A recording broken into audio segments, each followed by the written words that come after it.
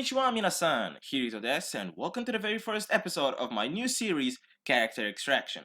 In this series, I'll be extracting a character out of an anime and see how that show would be, following the same storyline it already has, but without that character. I'll be mentioning 5 specific moments or things the character has done that really impacted the show.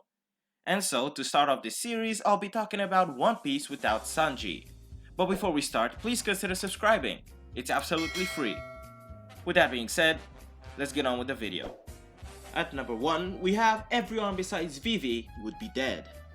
When the Straw Hats went to fight Crocodile and his men, they ended up being captured and placed in a room that was gradually filling with water.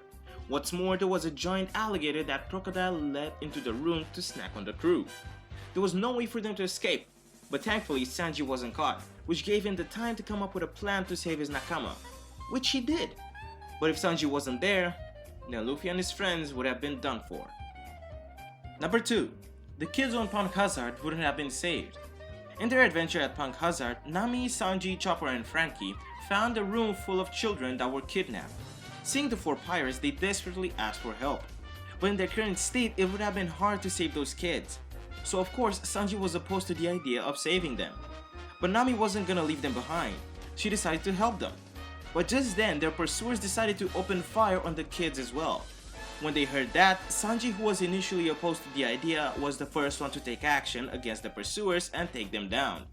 Of course, he had help from Frankie and Chopper, but if Sanji hadn't made the first move what he did, at least one of those kids would have been injured or worse. Number 3. They wouldn't have found out about DOFLAMINGO'S plan. We all know that Sanji loves women, sometimes a little too much.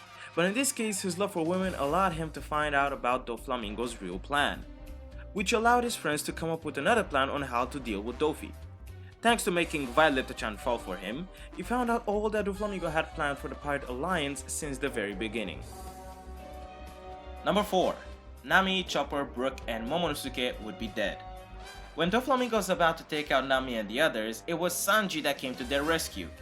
Sure, it was also thanks to Law that they managed to come out alive, but it doesn't stop there. After their escape from Dofi, Big Mom's crew came to attack them.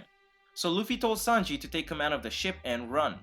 But even while running, thanks to Sanji's leadership, they not only managed to escape, but also deal quite some damage to Big Mom's mothership.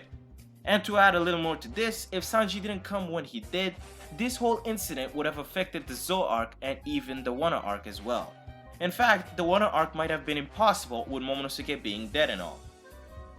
Number 5. Whole Cake Island arc wouldn't have happened. It's not hard to see how this would have gone down. Luffy wouldn't have defeated Katakuri, Jinbei would have taken longer to join the Straw Hats, Luffy's bounty wouldn't have risen to 1.5 billion.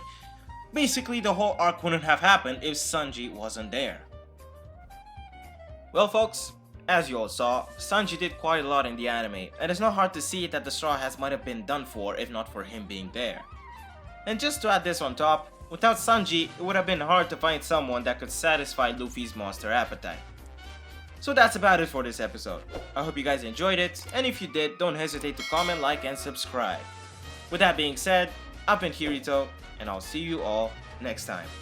Jane!